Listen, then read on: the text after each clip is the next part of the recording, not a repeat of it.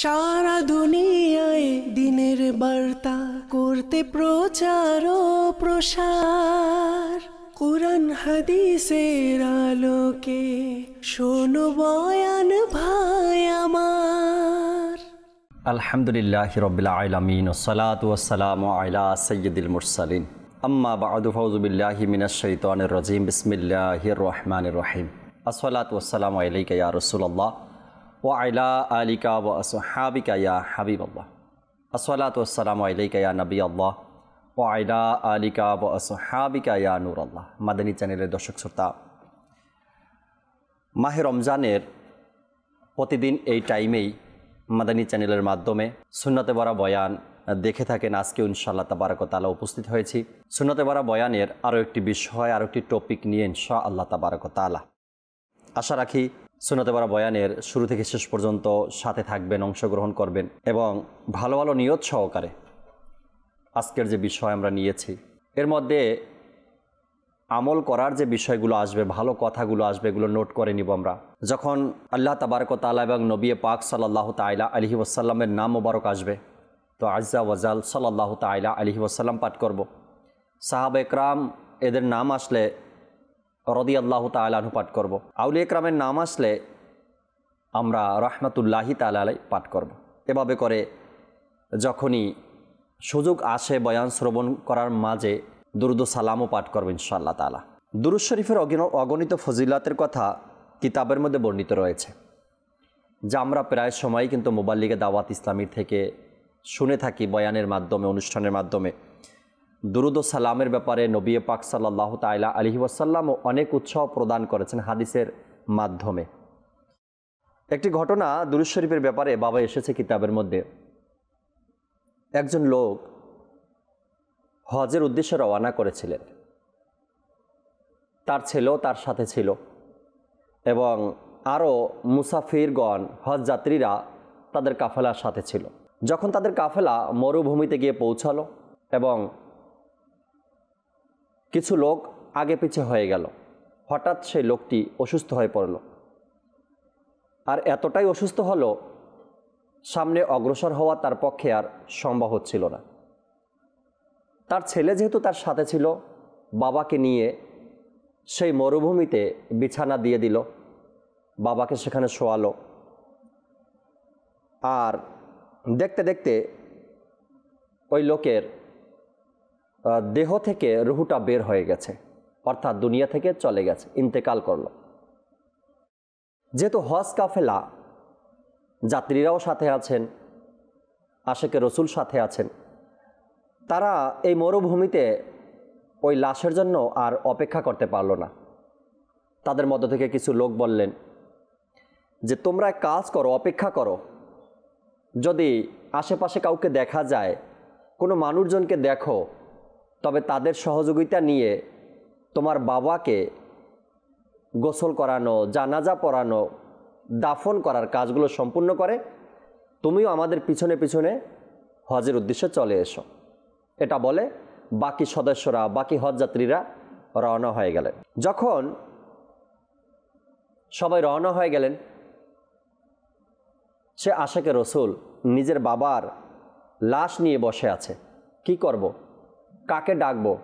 এই মরুভূমিতে চোখের দৃষ্টি যত দূরে যায়, এর মধ্যে কোনো বাড়ি ঘর দেখা যায় না, কোনো মানুষ দেখা যায় না।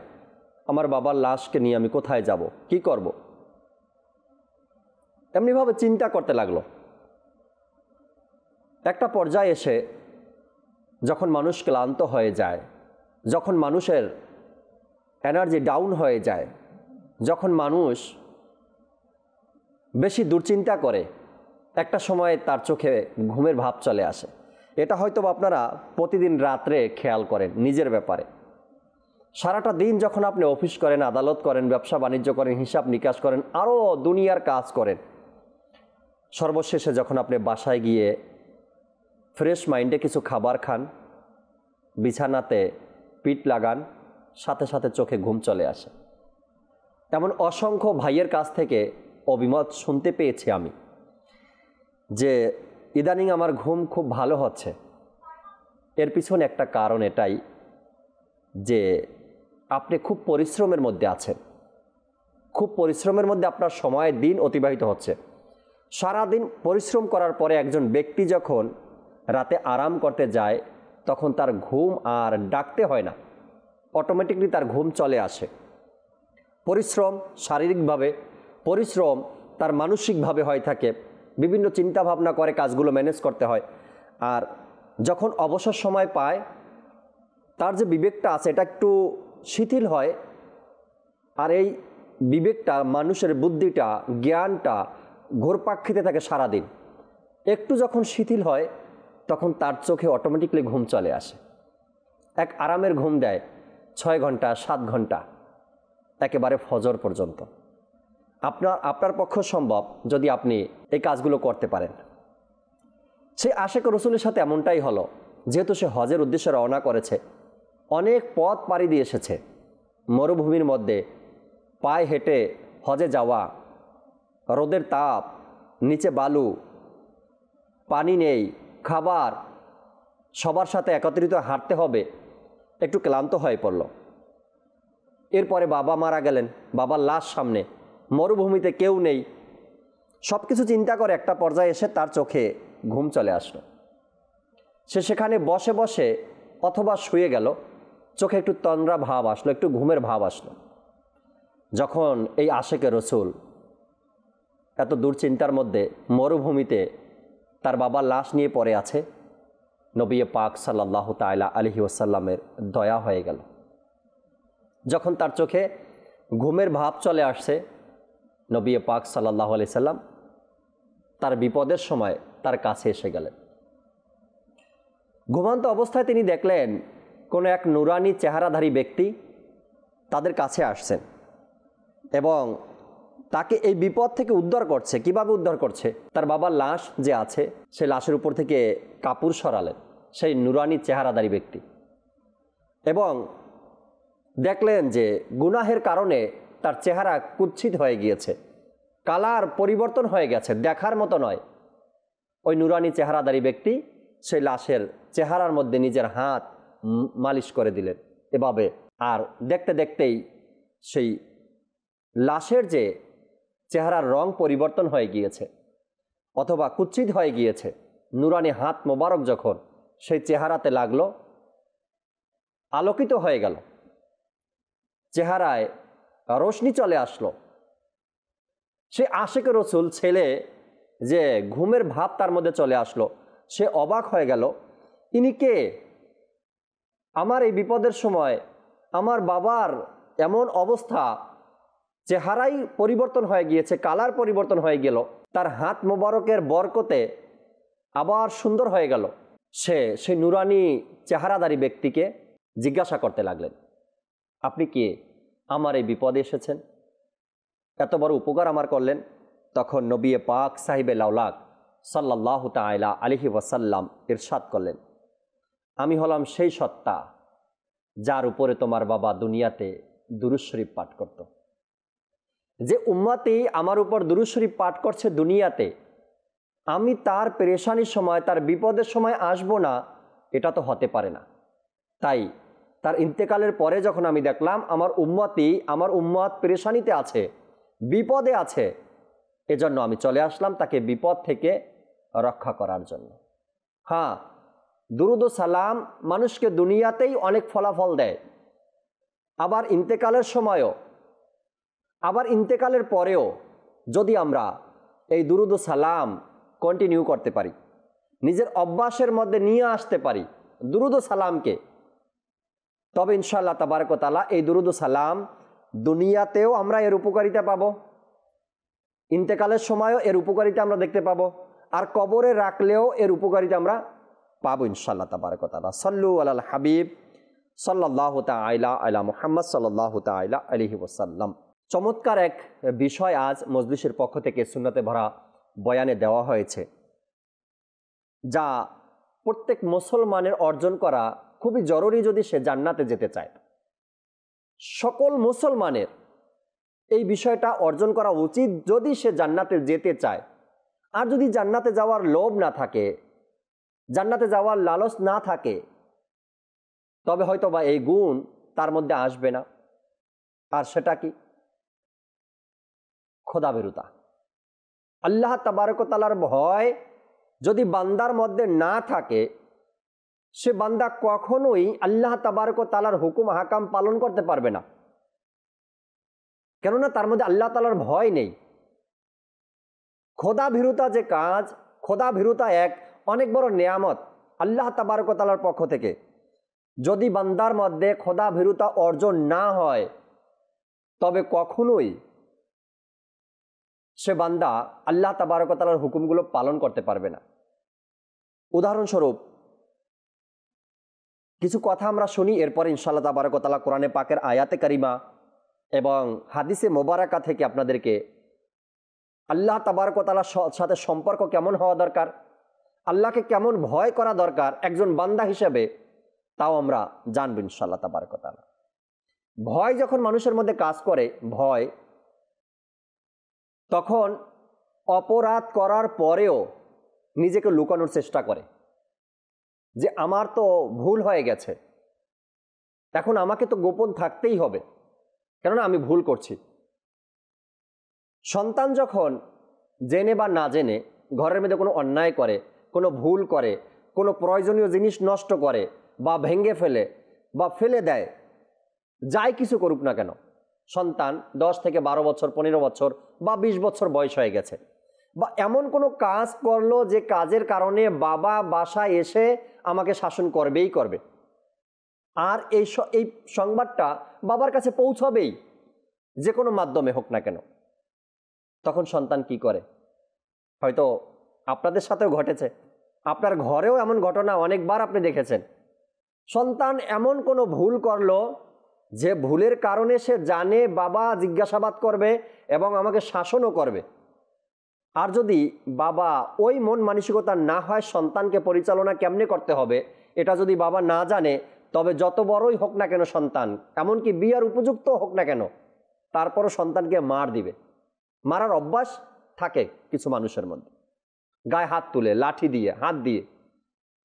তখন সন্তান কি করে যে আমার দ্বারা তো ভুল হয়ে গেল, অন্যায় হয়ে গেল, বাবা সন্ধ্যায় বাসায় আসবে আর ঘরের কেউ না কেউ বলে দিবে, অথবা বাবা ঘরে ঢোকার সাথেই বাবা জেনে যাবে, বুঝে যাবে যে এই কাজটা আমার দ্বারাই হয়েছে, তখন আর আমার বাঁচার উপায় নেই, কিছু না কিছু একটা তো ঘটবে আজকে। তো সন্তান কি করে? 1 দিন, 2 দিন, 3 দিন, 4 দিন, 1 সপ্তাহ, 2 সপ্তাহের জন্য গায়েব হয়ে যায়, হারিয়ে যায়, উদাও হয়ে যায়, কোনো আত্মীয় স্বজনের বাড়ি চলে যায়, না বলে ঢাকা চলে আসে, না বলে বন্ধুদের সাথে অন্য কোথাও চলে যায়। এমন ঘটনা তো অনেক ঘটেছে, হয়তো আপনিও স্বীকার করতে রাজি আছেন, হ্যাঁ ঘটনা তো ঘটে। আচ্ছা, কেন হলো এটা? সন্তানটা আজকে 15 বছর ধরে এই ঘরে, সেই ঘরটা ছেড়ে সে না বলে পালিয়ে গেল, এর পিছনে কারণ একটাই, সে বাবাকে ভয় পায়। যখন সে বাবাকে ভয় পায় তখন নিজের অপরাধটা জেনে সে নিজেকে লুকানোর চেষ্টা করলো। যদি বান্দার মধ্যে আল্লাহ তাবারক ওয়া তাআলার ভয় থাকে, তবে সে বান্দা ভুল করার পরেও নিজের মাথাকে ঝুঁকিয়ে দিবে, তওবা করবে, কান্না করবে, মাওলা নিষেধ করছো তুমি, কিন্তু আমি পারিনি, আমার দ্বারা আবারও সেই ভুল হলো, আমার দ্বারা সেই আবারও অন্যায়টা হলো, সেই গুনাহের কাজটা আমার দ্বারা আবারও হলো, মাওলা আমি বাঁচতে চাই। এটা হলো লুকানো, নিজেকে গোপন করে নেয়া, যে আল্লাহ আমি তওবা করলাম, আমি ভুল করলাম, আমাকে মাফ করে দাও। যেমনটা সন্তান বাবার ভয়ে ঘর থেকে পালিয়েছে, আবার সে অটোমেটিকলি চলে আসবে, কেননা সে 1 সপ্তাহ কোথায় যাবে? ঢাকাতে আসবে, চাকরি নেই, থাকার জায়গা নেই, খাবার নেই। কিছুদিন পরে বাবা ওদিক থেকে সন্তানের জন্য কান্নাকাটি শুরু করবে, এদিক থেকে সন্তানও থাকার জায়গা না পাওয়া, কাজ না পাওয়া, খাবার না পেয়ে একদিন না একদিন সে আবার ঘরে চলে যাবে। একটা উদাহরণ দিয়েছি যে যখন মানুষের মধ্যে ভয় থাকে, সেই ভয়টা কতটুকু কাজ করে। 15 বছর 20 বছর যে ঘরে আমি আছি, সেই ঘরটা ছেড়ে পালিয়ে যেতেও একটু চিন্তা করে নাই, কেন? অন্তরে ভয় আছে যে অন্যায়টা করছি সেটা ক্ষমার যোগ্য নয়, বাবার হাতে আছে কিছু, খেতে হবে কিছু, তো কি করে? পালিয়ে যায়। এমনটা করবেন না কেউ, বাবা হন বা সন্তান হন। আপনি বাবা, আপনাকে বলছি, আপনি সন্তান, আপনাকে বলছি, বাবা হয়ে এতটা শাসন করবেন না যে শাসনের কারণে সন্তান ঘর থেকে পালিয়ে যায়। আপনার এই শাসন একদিন হয়তো বা দুঃখ, কষ্ট, কান্নার কারণ হতে পারে। আমি সন্তানকেও বলছি, বাবা শাসন করে সেটা আপনার ভালোর জন্য করে। আজকে হয়তো বুঝেন নাই, একদিন না একদিন বুঝবেন যে বাবা যে শাসনটা করলো সেটা আমার ভালোর জন্যই করছে। এই জন্য বাবা এবং সন্তান দুইজনকে সমন্বয় করতে হবে। এতটাও শাসন করা যাবে না যেটা আমার কান্নার কারণ হয়ে দাঁড়ায়, আর এতটা আমাকে সিরিয়াস হওয়া যাবে না বাবার শাসন দেখে যে আমি দুর্ঘটনার শিকার হতে পারি বা আমি বিপদের মধ্যে পড়তে পারি। আল্লাহ তাবারক ওয়া তাআলা আমাদেরকে বোঝার আর আমল করার তৌফিক দান করুক। এখানে আল্লাহ তাবারক ওয়া তাআলার সাথে বান্দার যে এক সম্পর্ক হওয়া দরকার, একটি সুন্দর চমৎকার ঘটনা এখানে বর্ণনা করা হয়েছে। হযরত সাইয়েদনা মুহাম্মদ বিন আহমদ মুফিদ রাহমাতুল্লাহি তাআলা আলাই বলেন, আমি হযরত সাইয়েদনা জুনায়েদ বাগদাদি রাহমাতুল্লাহি তাআলা আলাইকে বলতে শুনেছি, হযরত সাইয়েদনা সিররি সাকতি রাহমাতুল্লাহি তাআলা আলাইর খেদমতে আমি শোয়া অবস্থায় ছিলাম। তিনি আমাকে জাগালেন আর বলতে লাগলেন, হে জুনাইদ রাহমাতুল্লাহি তাআলা আলাই, আমি দেখলাম যে যেন আল্লাহ তাআলার সামনে দাঁড়িয়ে আছি, আর আমাকে ইরশাদ করা হলো, হে সিররি সাকতি রাহমাতুল্লাহি তাআলা আলাই, আমি মাকলুককে সৃষ্টি করেছি। তখন সবাই আমাকে ভালোবাসতে শুরু করতে লাগলো। অতঃপর আমি যখন দুনিয়া সৃষ্টি করলাম তখন 90% পালিয়ে গেল এবং 10% বাকি রইল। অতঃপর আমি জান্নাত তৈরি করি, তখন বাকিদের মধ্য থেকে আরও 90% পালিয়ে যায়, মাত্র 10% বাকি থাকে। তারপর যখন আমি তাদের উপর সামান্য পরিমাণ পরীক্ষা মুসিবত অবতীর্ণ করলাম, তখন ওই অবশিষ্টদের মধ্য থেকেও 10% বাকি রইল, বাকি 90% পালিয়ে গেল। অবশিষ্ট লোকদেরকে আমি জিজ্ঞাসা করলাম, তোমরা না দুনিয়া চেয়েছো, না জান্নাত, আর না মুসিবতের কারণে পালিয়ে গিয়েছ, আসলে তোমরা কি চাও? তখন অবশিষ্ট লোকেরা বলল, আর তোমাদের উদ্দেশ্য কি আছে? তখন তারা আরজ করলো, আমাদের উদ্দেশ্য হলো শুধু তুমি আর তুমি আমাদের উপর মুসিবত প্রেরণ করতে থাকো, আর এর পরেও আমরা তোমার মোহাব্বত ছাড়ব না। আমি তাদেরকে বললাম, যদি আমি তোমাদের উপর এমন এমন মুসিবত বা পরীক্ষা প্রেরণ করব যার পাহাড় পর্যন্ত, তোমরা কি তা সহ্য করার ক্ষমতা রাখো? তোমাদের কি সহ্য করার ক্ষমতা আছে? তখন তোমরা সেটার ধৈর্য ধারণ কিভাবে করবে? আল্লাহ তাবারক ওয়া তাআলা বান্দাকে বলছেন। তখন তারা বলল, কেন নয় মাওলা, যদি তুমি আমাদের থেকে পরীক্ষা নিতে চাও তবে যেমন ইচ্ছা পরীক্ষা নাও। তারপর বললেন, হে সিররি সাকতি রাহমাতুল্লাহি তাআলা আলাই, এরাই আমার প্রকৃত বান্দা আর সত্যিকারের বন্ধু। কত সুন্দর চমৎকার কথা! এখানে আল্লাহ তাবারক ওয়া তাআলা যখন বানালেন, সৃষ্টি করলেন, তখন সবাই ভালোবাসার দাবিদার। এরপরে ধীরে ধীরে ধীরে ধীরে 90% করে মাইনাস হতে লাগলো।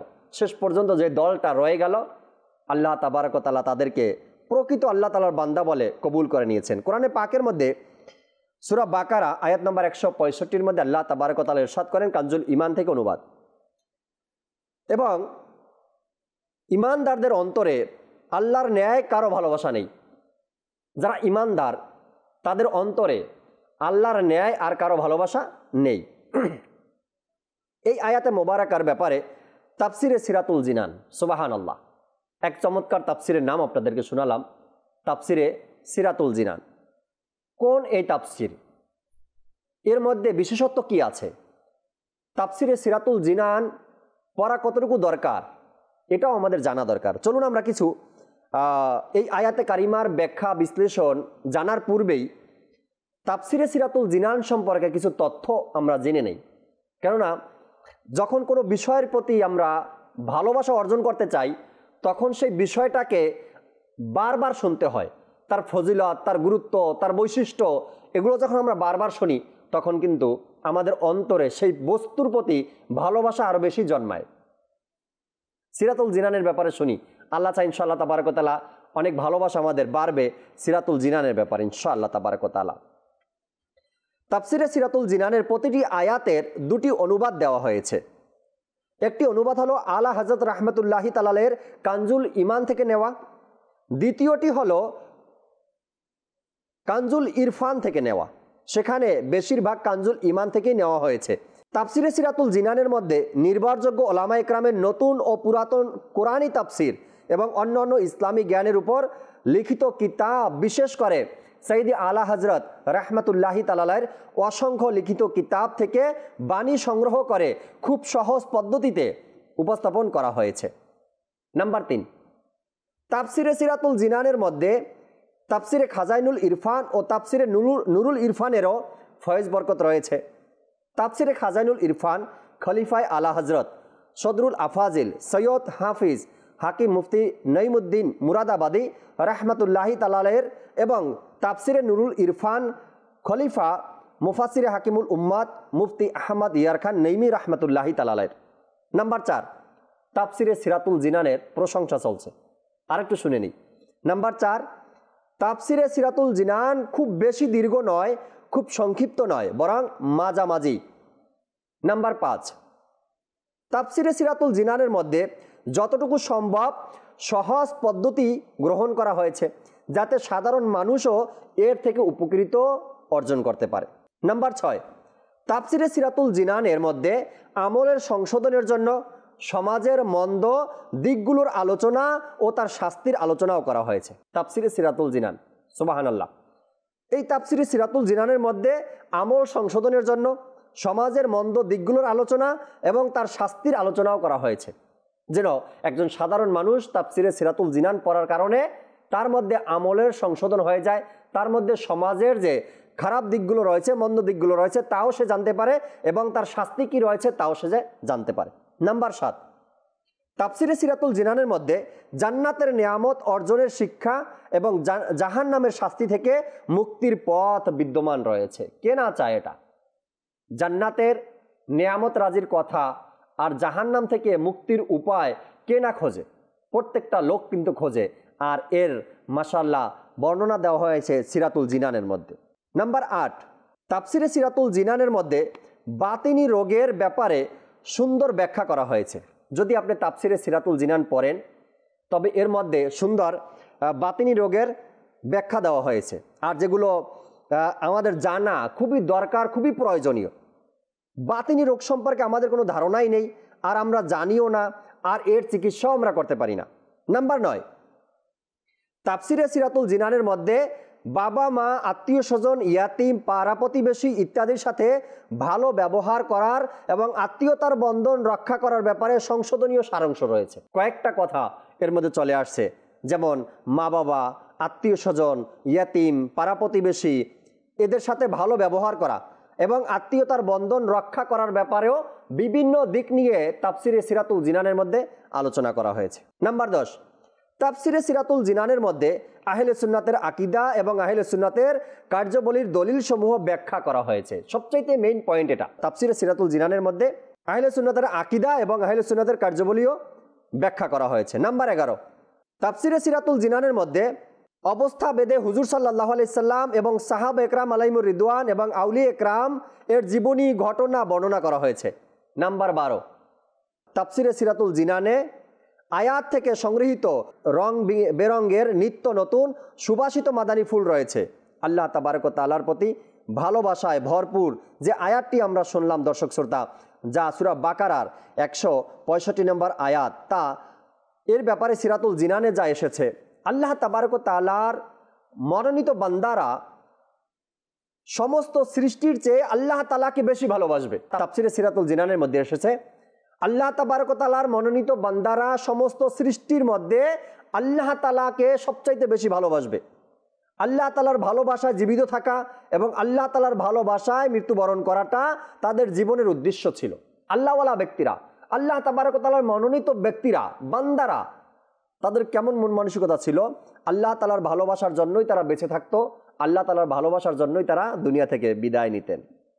নিজের প্রতিটি আনন্দে আল্লাহ তাআলাকে সন্তুষ্টি, আল্লাহ তাআলার সন্তুষ্টিকে প্রাধান্য দেওয়া, নরম বিছানা ছেড়ে আল্লাহ তাআলার দরবারে সেজদায় অবনত হওয়া, আল্লাহ তাআলার স্মরণে কান্না করা, আল্লাহ তাআলার সন্তুষ্টি অর্জনের জন্য অস্থির হয়ে যাওয়া, শীতের দীর্ঘ রাতে দণ্ডায়মান আর গরমের লম্বা দিনে রোজা, আল্লাহ তাআলার জন্য ভালোবাসা, তার জন্যই শত্রুতা পোষণ করা, তার জন্যই কাউকে কিছু দেওয়া এবং তার জন্যই কারো সংস্পর্শ থেকে বিরত থাকা, নিয়ামতের উপর শুকরিয়া, মুসিবত সবর, প্রত্যেক অবস্থায় আল্লাহ তাবারক ওয়া তাআলার উপর ভরসা করা, নিজের প্রতিটি কাজ আল্লাহ তাআলার উপর সুপর্দ করে দেয়া, আল্লাহ তাআলার হুকুমের উপর আমল করতে সবসময় প্রস্তুত থাকা, অন্তরকে অন্যের ভালোবাসা থেকে পবিত্র রাখা, আল্লাহ তাআলার প্রিয় ভাজনদের প্রতি ভালোবাসা রাখা এবং আল্লাহ তাআলার শত্রুদের প্রতি শত্রুতা রাখা, আল্লাহ তাআলার ভালোবাসার আকাঙ্ক্ষী হওয়া, আল্লাহ তাআলার কালাম কোরআন শরীফের তেলাওয়াত করা, আল্লাহ তাআলার নৈকট্যপূর্ণ বান্দাদের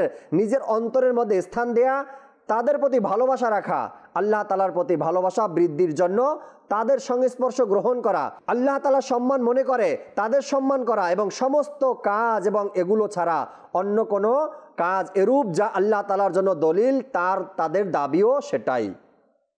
আল্লাহওয়ালা ব্যক্তিরা যাদেরকে আল্লাহ তাবারক ওয়া তাআলা মনোনীত করেছেন, আল্লাহ তাআলা যাদেরকে ভালোবেসেছেন, ওই সকল ভালোবাসার বান্দাদের আল্লাহকে ভালোবাসার কেমন সুন্দর নিদর্শন বয়ান এখানে হয়েছে, যা তাফসিরে সিরাতুল জিনানের মধ্যে উল্লেখ করা হয়েছে। একজন বান্দা আল্লাহকে যেমনি ভালোবাসবে তেমনি ভয় করবে, যেমনি আল্লাহ তাবারক ওয়া তাআলার প্রতি তার ভালোবাসা থাকবে তেমনি আল্লাহ তাবারক ওয়া তাআলাকে সে ভয়ও করবে। কেননা আল্লাহ তাআলা বান্দাকে ভালোবাসছেন এবং এর বর্ণনা কোরআন ও হাদিসে আছে। আর আল্লাহ তাবারক ওয়া তাআলা বান্দাকে আযাব দিবেন তার গুনাহের কারণে, এর বর্ণনা কোরআন ও হাদিসে আছে। এজন্য বান্দাকে আল্লাহ তাআলার ভয় এবং আল্লাহ তাআলার ভালোবাসা দুইটাই অন্তরের মধ্যে রাখতে হবে। রাসূল আকরাম নূরে মুজাসসাম শাহে বনি আদম সাল্লাল্লাহু তাআলা আলাইহি ওয়াসাল্লাম ইরশাদ করেন, আল্লাহ তাআলা হযরত সাইয়েদনা দাউদ আলাইহিস সালাতু ওয়াস সালামের নিকট ওহী প্রেরণ করলেন, হে দাউদ আলাইহিস সালাতু ওয়াস সালাম, গুনাহগারদের সুসংবাদ দাও আর সিদ্দিকিনদের ভীতি শোনাও। হযরত সাইয়েদনা দাউদ আলাইহিস সালাতু ওয়াস সালাম এই কথার উপর খুবই আশ্চর্য হয়ে গেলেন আর আরজ করলেন, হে আমার আল্লাহ, গুনাহগারদেরকে সুসংবাদ দিব আর সিদ্দিকিনদেরকে ভয়ের কথা শোনাবো? আল্লাহ তাআলা ইরশাদ করলেন, হে দাউদ আলাইহিস সালাতু ওয়াস সালাম, গুনাহগারদেরকে এই সুসংবাদ দাও যে কোনো গুনাহ আমার দয়া থেকে বড় নয়, এবং সিদ্দিকিনদেরকে এই কথার ভয় শুনিয়ে দাও তারা যেন তাদের নেক আমলের উপর খুশি না হয়। আমি যার থেকে আমার নিয়ামতের হিসাব নিব সে ধ্বংস হয়ে যাবে। হে দাউদ আলাইহিস সালাতু ওয়াস সালাম, যদি তুমি আমাকে ভালোবাসতে চাও তবে দুনিয়ার ভালোবাসা নিজের অন্তর থেকে বের করে দাও, কেননা আমার ও দুনিয়ার ভালোবাসা এক অন্তরে একত্রিত হয় না। হে দাউদ আলাইহিস সালাতু ওয়াস সালাম, যে আমাকে ভালোবাসে সে রাতে আমার দরবারে তাহাজ্জুদ আদায় করে, যখন মানুষ শুয়ে থাকে তখন সে একাকী আমাকে স্মরণ করে, যখন অলস ব্যক্তি আমার স্মরণ থেকে উদাসীন হয়ে যায় সে আমার নিয়ামতের শুকরিয়া আদায় করে, যখন উদাসীন ব্যক্তি আমার থেকে উদাসীনতা অবলম্বন করে। আল্লাহু আকবার। এটা ছিল দাউদ আলাইহিস সালাতু ওয়াস সালামের প্রতি আল্লাহ তাবারক ওয়া তাআলার ওহী, যে আল্লাহ তাআলাকে কেমন ভালোবাসতে হবে আর কেমন ভালোবাসলেই আল্লাহ তাআলা আমাদের প্রতি রাজি খুশি থাকবেন। আল্লাহ তাবারক ওয়া তাআলা কোরআনে পাকে সূরা আলে ইমরানের 31 নম্বর আয়াতের মধ্যে ইরশাদ করেন, কানজুল ঈমান থেকে অনুবাদ। এই আয়াতের তর্জমা হয়তো আমরা বারবার শুনেছি, তারপরেও কি আল্লাহ তাআলার প্রতি ভালোবাসা আমাদের তিল পরিমাণ বেড়েছে? বারবার শুনেছি আয়াতের তর্জমা, কানজুল ঈমান থেকে অনুবাদ। হে মাহবুব, আপনি বলে দিন, হে মানবকুল, যদি তোমরা আল্লাহকে ভালোবেসে থাকো তবে আমার আনুগত হয়ে যাও। আল্লাহ তোমাদেরকে ভালোবাসবেন এবং তোমাদের গুনাহ ক্ষমা করবেন, আর আল্লাহ ক্ষমাশীল ও দয়ালু। আল্লাহ তাবারক ওয়া তাআলা কোরআনে বলে দিয়েছেন যে হে মানবকুল, যদি তোমরা আল্লাহকে ভালোবাসতে চাও, ভালোবাসো, তবে আমার নবী বলছেন যে আমাকে ভালোবাসো। এখানে আল্লাহ তাবারক ওয়া তাআলা আল্লাহকে ভালোবাসার কিছু দিক নির্দেশনা বয়ান করেছেন। এই আয়াতে মোবারকা থেকে জানা গেল আল্লাহ তাআলার প্রতি ভালোবাসার দাবিটা ওই সময় বাস্তব হবে যখন আমরা সাইয়েদে আলম নূরে মুজাসসাম সাল্লাল্লাহু তাআলা আলাইহি ওয়াসাল্লামের অনুকরণ করব।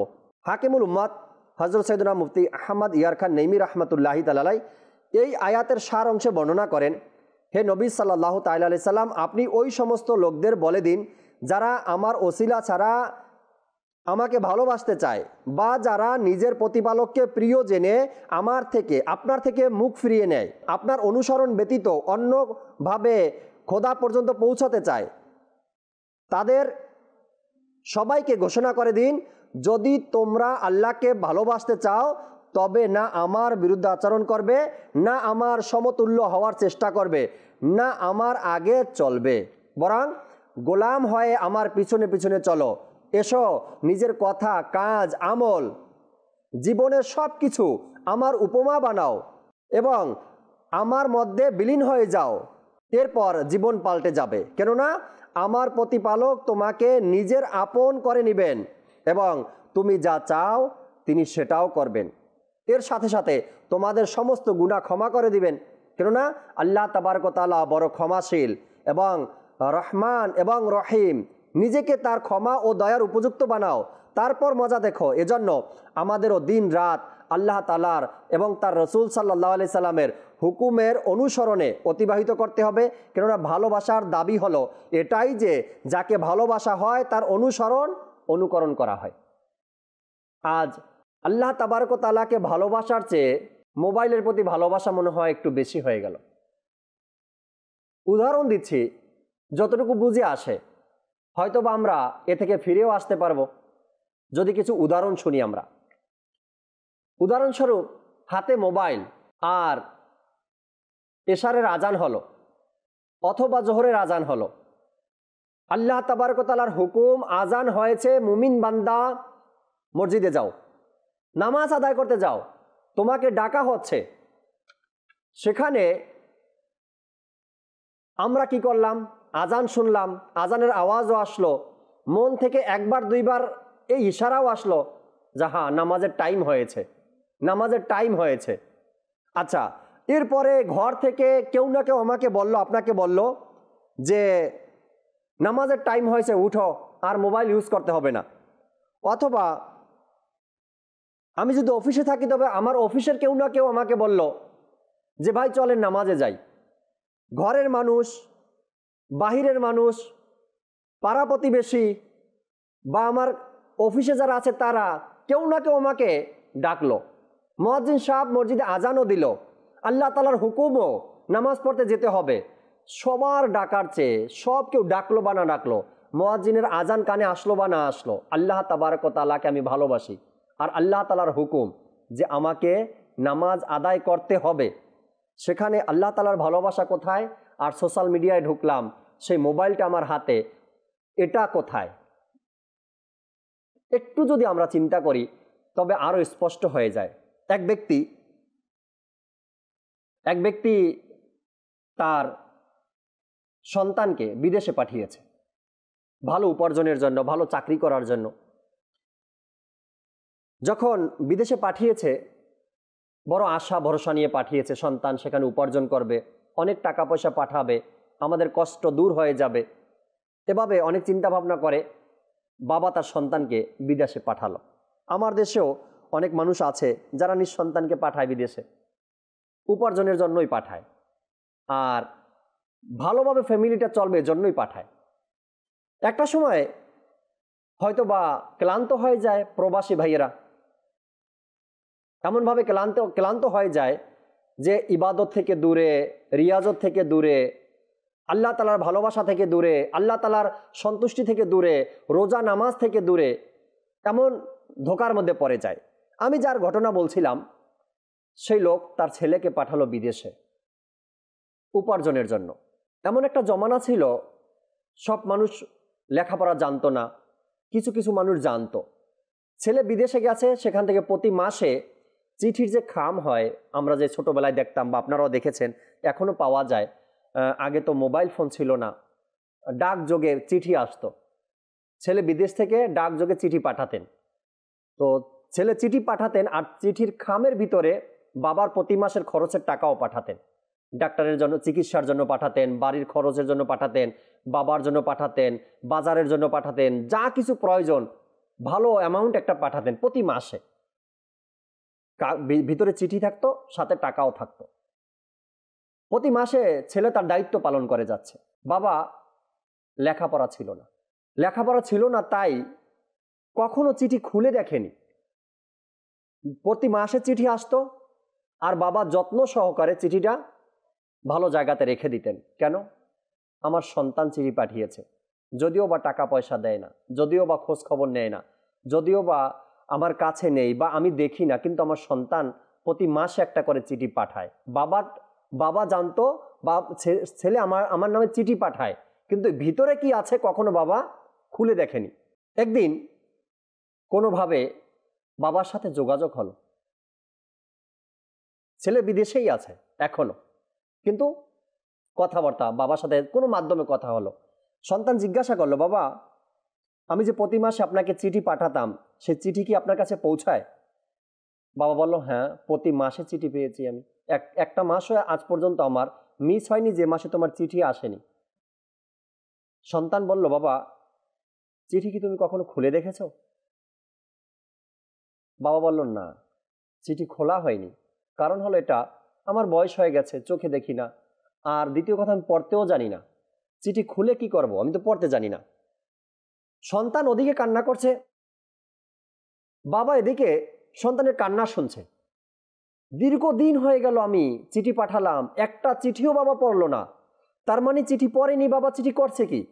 হয়তো ফেলে দিয়েছে, না হয়তো জমা করে রেখেছে।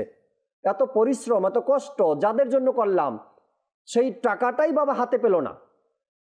চিঠিও পাঠিয়েছে, টাকাও পাঠিয়েছে, বাবার খবরও রাখলো, যত্ন করার চেষ্টা করলো, কোনো কিছুতে যেন বাবা কষ্ট না পায় তাও চিন্তা করলো, কিন্তু একটা চিঠির খামও বাবা খুলে দেখেনি যে ভিতরে আছেটা কি, চিঠি আছে নাকি অন্য কিছু আছে।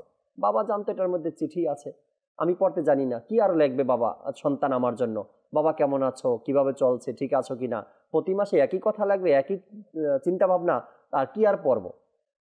সন্তান বলল, বাবা তোমাদের কি চলতে ফিরতে কষ্ট হয় নাই? বাবা বলল, হ্যাঁ অনেক কষ্ট হয়েছে। কেমন কষ্ট হয়েছে? চিকিৎসার অভাবে তোর মা মারা গেছে। সন্তান শুনে আর কান্দে, খুব কান্না করছে। বাবা বলছে, তোর মা চিকিৎসার অভাবে মারা গেছে, তোমাকে জানাতে পারিনি, আমি চিঠি লিখতে পারিনি, তাই তোমার চিঠি তো আসে, কিন্তু তোমাকে ব্যাগ দিব এটা তো আমার দ্বারা হয়নি। ছেলে জিজ্ঞাসা করলো, বাবা প্রতিদিন বাজার সদাই কিভাবে করছো? বাবা বলল, যেভাবে তোমাকে জায়গা সম্পত্তি বিক্রি করে ধার দেনা করে বিদেশে পাঠিয়েছি, এরপর থেকে মানুষ থেকে চেয়ে চেয়ে আমি খেয়ে থাকি, এর চেয়ে উন্নতি আর আমার হয়নি। তোমাকে পাঠানোর পরে না জায়গা জমি আছে না ধন সম্পদ আছে, আমার কিছু নেই।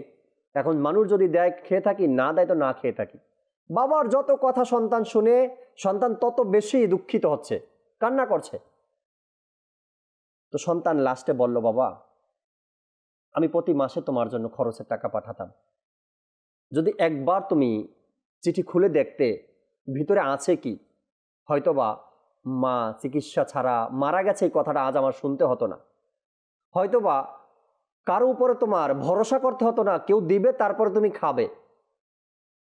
প্রত্যেকটা চিঠির ভিতরে বাবা তোমার জন্য আমি টাকা পাঠিয়েছি। এখন বলেন বাবার মনটা কেমন হলো আর সন্তানের মনটা কেমন হলো? এক চিঠির আদান প্রদানের মধ্যে এতটা কষ্ট আর এতটা দুঃখ, যে রব তাআলা, যে আল্লাহ তাবারক ওয়া তাআলা আপনাকে আমাকে ভালোবেসে মোহাব্বত করে, এত সযত্নে, এত সুন্দর আকৃতি দিয়ে, এত সুন্দর কোয়ালিটি দিয়ে, আল্লাহ তাবারক ওয়া তাআলা এত সুন্দর বিষয়গুলো আমাদেরকে দিয়ে দুনিয়াতে পাঠিয়েছেন। সে আল্লাহ তাবারক ওয়া তাআলা যদি কাল হাসরের ময়দানে আপনাকে আমাকে জিজ্ঞাসা করে, আমি কিছু চিঠি পাঠিয়েছিলাম তোমার জন্য, কিছু চিঠি পাঠিয়েছিলাম দৈনিক পড়ার জন্য, কিছু চিঠি পাঠিয়েছিলাম মাসে পড়ার জন্য, কিছু চিঠি পাঠালাম তোমার জন্য বছরে একবার পড়ার জন্য, এগুলো কিন্তু তুমি পড়ছো বা তোমার জানা আছে এর মধ্যে কি আছে? আল্লাহকে কি জবাব দিব? এতটাই ভালোবাসি আমরা আল্লাহকে, এতটাই ভালোবাসি, ব্যবসার চেয়ে বেশি ভালোবাসতে পারলাম না। অর্থাৎ আজান হয়ে গেছে, আল্লাহর হুকুম চলে আসছে নামাজের জন্য, কিন্তু ব্যবসা ছেড়ে যেতে পারলাম না। এতটা ভালোবাসলাম, এতটাই ভালোবাসলাম যে আমি ব্যবসা ছেড়ে দোকান বন্ধ করে আল্লাহর হুকুম, যাকে ভালোবাসলাম সেই আল্লাহর হুকুম পালন করতে যেতে পারলাম না। এতটাই ভালোবাসলাম, তাই না? আল্লাহ তাবারক ওয়া তাআলা আমাদেরকে বোঝার তৌফিক দিক। যদি ভালোবাসার বহির প্রকাশ হলো আল্লাহ তাবারক ওয়া তাআলার হুকুমগুলো পালন করা, আল্লাহ তাবারক ওয়া তাআলার দেয়া ইবাদতগুলো করা। হযরত সাইয়েদনা আবু হুরায়রা রাদিয়াল্লাহু তাআলা আনহু থেকে বর্ণিত, দো জাহানের তাজেদার হুজুরে আনোয়ার সাল্লাল্লাহু তাআলা আলাইহি ওয়াসাল্লাম ইরশাদ করেন, যে কোনো অলিকে কষ্ট দেয় আমি তার বিরুদ্ধে যুদ্ধের ঘোষণা করলাম। আল্লাহু আকবার। হুজুর সাল্লাল্লাহু আলাইহি সাল্লাম ইরশাদ করলেন, যে কোনো অলিকে কষ্ট দেয় আমি তার বিরুদ্ধে যুদ্ধের ঘোষণা করলাম। আর বান্দা আমার সবচেয়ে বেশি নিকটবর্তী হয় ফরজ আদায় করার মাধ্যমে এবং নফল আদায় করার মাধ্যমে ধারাবাহিকভাবে নৈকট্য অর্জন করতে থাকে। এমনকি আমি তাকে ভালোবাসতে থাকি। যখন আমি বান্দাকে আমার আপন বানিয়ে নেই তখন আমি কুদরতিভাবে তার কান হয়ে যাই, যার দ্বারা সে শুনতে পায়। আমি কুদরতিভাবে তার চোখ হয়ে যাই, যা দ্বারা সে দেখে। কুদরতিভাবে আমি তার হাত হয়ে যাই, যা দ্বারা সে ধরে, এবং কুদরতিভাবে তার পা হয়ে যায়, যা দ্বারা সে চলে। তারপর সে আমার কাছ থেকে যা চায় আমি তাকে তাই দেই। আমার আশ্রয় চায় তবে আমি তাকে আশ্রয় দেই। হাকিমুল উম্মাত মুফতি আহমদ দিয়ার খান রহমতুল্লাহি তাআলা এই হাদিসের ব্যাখ্যায় প্রসঙ্গে তিনি বলেন, এই ইবাদতের উদ্দেশ্য এটা নয় যে আল্লাহ তাআলা অলির মধ্যে প্রবেশ করেন। যেমনই কয়লার মধ্যে আগুন বা ফুলের মধ্যে সৌন্দর্য, আল্লাহ তাআলা প্রবেশ থেকে পবিত্র। অর্থাৎ আল্লাহ তাআলার যে হুকুম, হাদিসে কুদসি আমরা শুনলাম যে যখন আমি বান্দাকে ভালোবাসি, সে বান্দার প্রতি এতটাই ভালোবাসা আমার, আমি এতটাই ভালোবাসি তার হাত আমার কুদরতি হাত হয়ে যায়। অর্থাৎ আল্লাহ বলেন যে তখন আমি কুদরতিভাবে তার কান হয়ে যাই। তো এটার উদাহরণ এখানে মুফতি সাহেব দিয়েছেন এভাবে, যেমন কয়লার মধ্যে আগুন বা ফুলের মধ্যে সৌন্দর্যতা, আল্লাহ তাআলা প্রবেশ করা থেকে পবিত্র। আল্লাহ তাআলা প্রবেশ নেই, আল্লাহ তাআলা প্রবেশ থেকে পবিত্র। আর এই আকিদা কুফরি, বরং এর কতিপয় উদ্দেশ্য হলো আল্লাহ ওয়ালাদের, আউলিয়া কেরামের অঙ্গ প্রত্যঙ্গ সমূহ গুনাহের উপযুক্ত থাকে না, সব সময় তারা নেক কাজ সম্পাদন করে থাকেন। তাদের জন্য ইবাদত সহজ হয়ে যায়, এমনকি তার দ্বারা সমস্ত ইবাদত করা হয়, কিন্তু ওই অঙ্গ প্রত্যঙ্গ সমূহ দুনিয়ার জন্য ব্যবহার করেন না, শুধুমাত্র আল্লাহ তাআলার জন্য ব্যবহার করে থাকেন। সকল বস্তুকে দেখে নেন, আল্লাহ তাবারক ওয়া তাআলা তাকে এমন পাওয়ার দেন, আল্লাহ তাবারক ওয়া তাআলার সৃষ্টিকুলের সব কিছু তারা দেখতে পান। আল্লাহ তাবারক ওয়া তাআলা কোরআনে পাকের সূরা আলী ইমরানের 146 নম্বর আয়াতের মধ্যে ইরশাদ করেন, কানজুল ঈমান থেকে অনুবাদ, এবং ধৈর্যশীলগণ আল্লাহ তাআলার প্রিয়। কানজুল ঈমানে এভাবে এসেছে যে এবং ধৈর্যশীলগণ আল্লাহ তাআলার নিকট প্রিয় ভাজন। এজন্য আমরাও যদি ধৈর্যের অভ্যাস করি, ইনশাআল্লাহ তাবারক ওয়া তাআলা এর বরকতে আল্লাহ তাআলার প্রকৃত ভালোবাসা আমাদের অন্তরে গেঁথে যাবে। হযরত সাইয়েদনা আনাস রাদিয়াল্লাহু তাআলা আনহু থেকে বর্ণিত, নবী রাহমাত শাফিয়ে উম্মত সাল্লাল্লাহু তাআলা আলাইহি ওয়াসাল্লাম ইরশাদ করেন, নিঃসন্দেহে অধিক প্রতিদান কঠিন মুসিবতের মধ্যে নিহিত। যখন আল্লাহ তাআলা কোনো সম্প্রদায়কে ভালোবাসেন তখন তাদের পরীক্ষায় মুসিবতে ফেলেন, আর যারা তাদের ভাগ্যের উপর সন্তুষ্ট থাকে তাদের জন্য তার সন্তুষ্টি, আর যারা অসন্তুষ্ট হয়ে যায় তাদের জন্য অসন্তুষ্টি। হযরত সাইয়েদনা আব্দুল্লাহ বিন মাসউদ রাদিয়াল্লাহু তাআলা আনহু থেকে বর্ণিত, মদিনার তাজেদার, উভয় জগতের সরদার, শাহেনশাহে আবরার হুজুর সাল্লাল্লাহু তাআলা আলাইহি ওয়াসাল্লাম ইরশাদ করেন, যাকে দুনিয়ার ভালোবাসার শরবত পান করানো হয়েছে সে তিনটি জিনিসের স্বাদ অবশ্যই পাবে। যাকে দুনিয়ার ভালোবাসার শরবত পান করানো হয়েছে সে তিনটি জিনিসের স্বাদ অবশ্যই পাবে। নাম্বার 1, এমন কঠোরতা যেটা থেকে তার দুর্বলতা দূর হবে না। নাম্বার 2, এমনই লোভ যা থেকে সে ধনী হবে না। নাম্বার 3, এমনই ইচ্ছা যা সে পরিপূর্ণ করতে পারবে না, কেননা দুনিয়া অন্বেষণকৃত ও যাকে অন্বেষণ করা হয়, এজন্য যে দুনিয়া চেয়েছে আখিরাত তার মৃত্যু পর্যন্ত তাকে খুঁজতে থাকে, যখন সে মারা যায় তখন সে তাকে ধরে। আর যে আখিরাত চায় দুনিয়া তাকে খুঁজতে থাকে, এমনকি সে তার সংস্পর্শে সে তার সম্পূর্ণ রিজিক অর্জন করে ফেলে। বসরার এক শায়েখ হযরত রাবেয়া বসরি রাহমাতুল্লাহি তাআলা আলাইহা এর নিকট আসলো এবং দুনিয়ার অভিযোগ করতে লাগলো। তখন তিনি রাহমাতুল্লাহি তাআলা আলাইহা বললেন, হয়তো আপনি দুনিয়ার মধ্যে খুব বেশি ডুবে রয়েছেন, কেননা যে ব্যক্তি যাকে বেশি ভালোবাসে তার আলোচনাও বেশি করে। যদি আপনার সাথে দুনিয়ার মহাব্বত না হতো তবে আপনি কখনো এর আলোচনা করতেন না। এরপরে আরও বলা হয়েছে এখানে, হযরত সাইয়েদনা সাহাল তাস্তারি রাহমাতুল্লাহি তাআলা আলাইহি বলেন, আল্লাহ তাআলাকে ভালোবাসার নিদর্শন হচ্ছে ওই ব্যক্তি কোরআন শরীফকে ভালোবাসবে। যে আল্লাহকে ভালোবাসবে তার নিদর্শন হলো সে কোরআনকেও ভালোবাসবে। আল্লাহ তাআলাকে ভালোবাসা এবং কোরআনকে ভালোবাসার নিদর্শন হলো রাহমাতে আলামিয়ান হুজুর সাল্লাল্লাহু আলাইহি সাল্লামকে ভালোবাসা। আর হুজুর সাল্লাল্লাহু আলাইহি সাল্লামকে ভালোবাসা নিদর্শন হলো তার সুন্নাতকে আঁকড়ে ধরা। এজন্য আমাদেরও কোরআনে পাকের প্রতি সত্যিকারের ভালোবাসা রাখা উচিত। কেননা প্রেমিকের ভালোবাসা নিদর্শন 3 বস্তুর দ্বারা প্রকাশ পায়। নাম্বার 1, প্রেমিক তার যার প্রতি সে ভালোবাসা রাখে তার কথা সবচেয়ে বেশি ভালো মনে করেন। নাম্বার 2, এজন্য মাহবুবের বৈঠক সবচেয়ে উত্তম বৈঠক হয়ে থাকে। নাম্বার 3, তার মতে মাহবুবের সন্তুষ্টি সবচেয়ে প্রিয় হয়ে থাকে। আলহামদুলিল্লাহ রাব্বিল আলামিন, দাওয়াত ইসলামের কোরআন শিক্ষার ব্যাপক প্রসারের কাজ চলছে এবং একটি বিভাগও রয়েছে মাদ্রাসাতুল মদিনা, যেখানে হেফজ বিভাগ, সাধারণ বাচ্চাদেরকে কোরআনে পাকের শিক্ষা দেওয়া হয়, কোরআন হিফজ করানো হয়। আর দাওয়াত ইসলামের এই প্রতিষ্ঠানটি বাংলাদেশেও অসংখ্য জায়গায় এই প্রতিষ্ঠানটি রয়েছে। আলহামদুলিল্লাহ রাব্বিল আলামিন, অসংখ্য ছাত্র সেখানে লেখাপড়া করছে।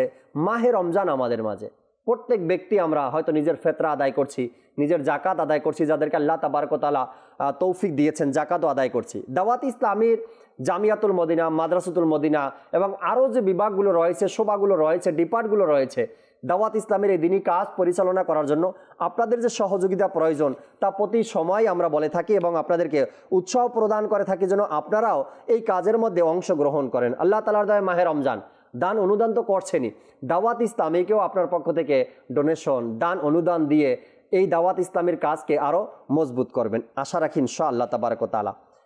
একজন ব্যক্তি হযরত সাইয়েদুনা ইউনুস বিন উবাইদ রাহমাতুল্লাহি তাআলা আলাইহির খিদমতে উপস্থিত হয়ে নিজের দারিদ্রতার অভিযোগ করতে লাগলো, বলতে লাগলো যে আমি খুব গরিব অসহায়। তখন তিনি রাহমাতুল্লাহি তাআলা আলাইহি তার কাছে জিজ্ঞাসা করলো যে চোখ দিয়ে তুমি দেখছো, তার বদলায় কি 1 লক্ষ দিরহাম তুমি কবুল করছো? সে বলল না। বললেন তোমার 1 হাতের বদলায় লাখ দিরহাম তুমি কবুল করছো? সে বলল না। বর্ণনাকারী অতঃপর বললেন তবে কি পায়ের বদলায় তুমি 1 লক্ষ দিরহাম কবুল করছো? জবাবদাতা বললেন না। অতঃপর বললেন আপনি তাকে আল্লাহ তাআলার অন্যান্য নিয়ামত স্মরণ করিয়ে দেওয়ার পর বললেন আমি তো তোমার নিকট লাখ লাখ টাকার নিয়ামত দেখছি আর তুমি বলছো মুখাপেক্ষিতার অভিযোগ করছো।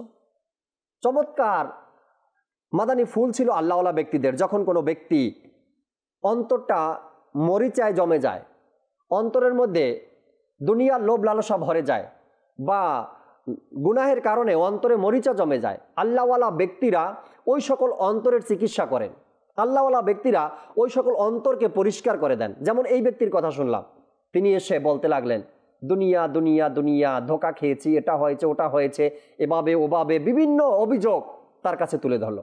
তিনি জিজ্ঞাসা করলেন তোমার সাথে দুনিয়ার ভালোবাসা একটু বেশি, কারণ হলো যে যাকে ভালোবাসে তার চর্চা তার থেকে বেশি শোনা যায়, হয়তো তোমার মধ্যে দুনিয়ার ভালোবাসাই বেশি। এরপরে তিনি প্রশ্ন করা শুরু করলেন যে তোমার যে চোখ আছে, এই চোখ দিয়ে তুমি কি 1 লক্ষ দিরহাম নিবে?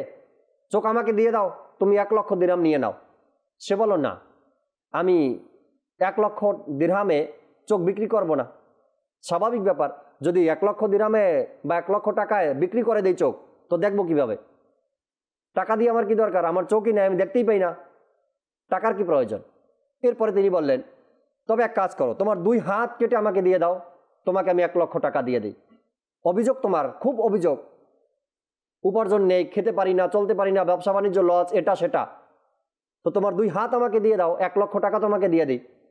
তিনি এটাও অস্বীকার করলেন না, হাত দিয়ে দিলে আমি টাকা যে দিবেন আপনি সেটা রাখবো কোথায়, করবো কি সেটা দিয়ে?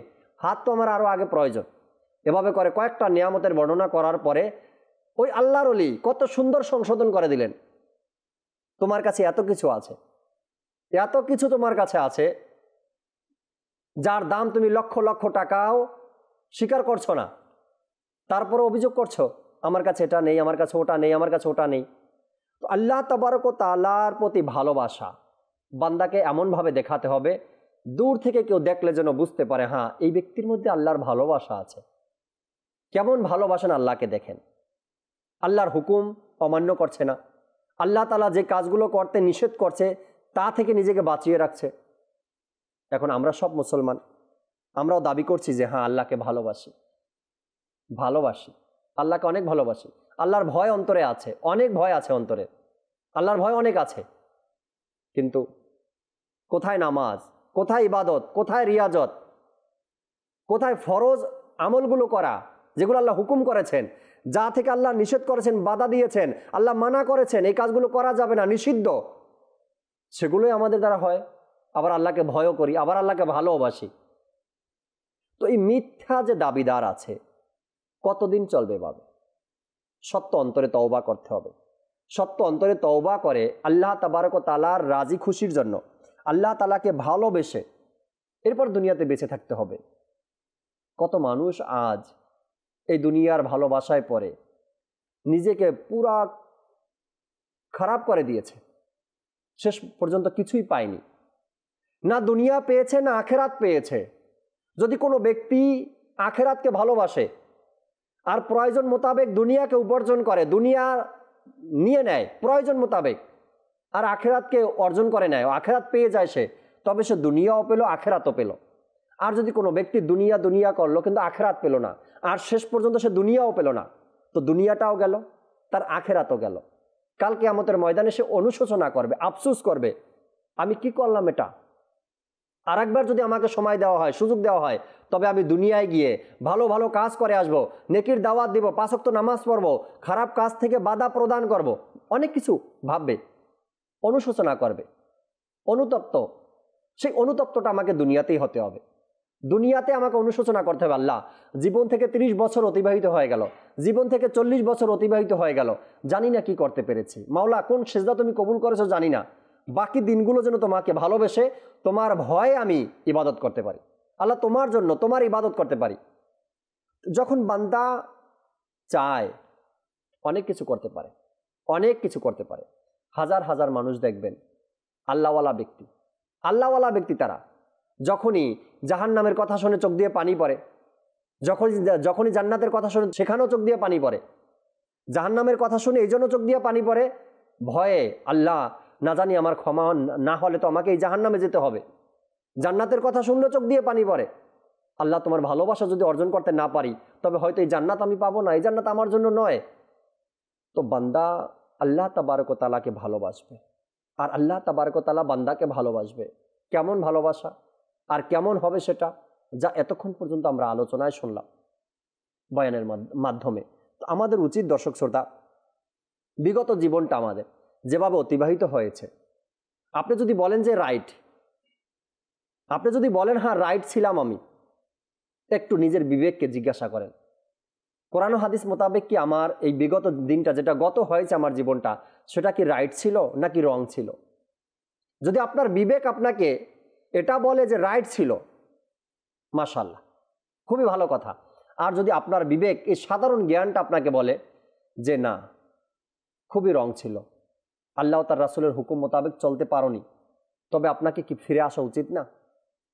এই মাস সংশোধনের মাস, এই মাস নিজেকে পরিবর্তন করার মাস, এই মাস কলবকে, অন্তরকে, হৃদয়কে পরিবর্তন করার মাস। এই মাসেও যদি না হতে পারে, এই মাসেও যদি না হই, তবে খুবই কষ্টকর হয়ে যাবে আপনার আর আমার জন্য। আল্লাহ তাবারক ওয়া তাআলা আমাদেরকে বোঝার আর আমল করার তৌফিক দান করুক। দর্শক শ্রোতা, প্রত্যেকটা মুহূর্ত আমাদেরকে পরিবর্তনের জন্য আহ্বান জানানো হচ্ছে, প্রত্যেকটা মুহূর্ত বান্দাকে পরিবর্তনের জন্য আহ্বান জানানো হচ্ছে। আসো, ভালোর দিকে আসো, কল্যাণের দিকে আসো, মঙ্গলের দিকে আসো, আল্লাহর দিকে ফিরে আসো, ইসলামের দিকে ফিরে আসো, দ্বীনের দিকে ফিরে আসো, তোমার আখেরাতের দিকে ফিরে আসো। তারপর আমরা ধোকায় আছি, কে জানো আমাকে পিছন থেকে রশি লাগিয়ে টানছে, এভাবে করে টানছে, আমাকে পিছনের দিকে টানছে বারবার, যে না আবারও গুনাহের দিকে ফিরে আসো। আমাদেরকে তওবা এবং আল্লাহ তাবারক ওয়া তাআলার যে ভয়ের কথা, আযাবের কথা আসছে, অন্তরে ভয় রাখা, নবী পাক সাল্লাল্লাহু আলাইহি সাল্লামের মহব্বত অন্তরে রাখা, আল্লাহ তাআলার মহব্বত ভালোবাসা অন্তরে রাখা এবং আল্লাহ তাআলার রহমতের প্রতি দৃষ্টি রেখে আমাদেরকে ইবাদত রিয়াজতের কন্টিনিউ করতে থাকা। আল্লাহ তাআলা সে তৌফিক আমাদেরকে দান করুক। আমিন বিজাহিন নবিল আমিন সাল্লাল্লাহু তাআলা আলাইহি ওয়াসাল্লাম। সাল্লু আলাল হাবিব সাল্লাল্লাহু তাআলা আলা মুহাম্মদ সাল্লাল্লাহু তাআলা আলাইহি ওয়াসাল্লাম। সারা দুনিয়ায় দিনের বার্তা করতে প্রচার ও প্রসার, কুরআন হাদিসের আলোকে শোনো বয়ান ভাই আমার।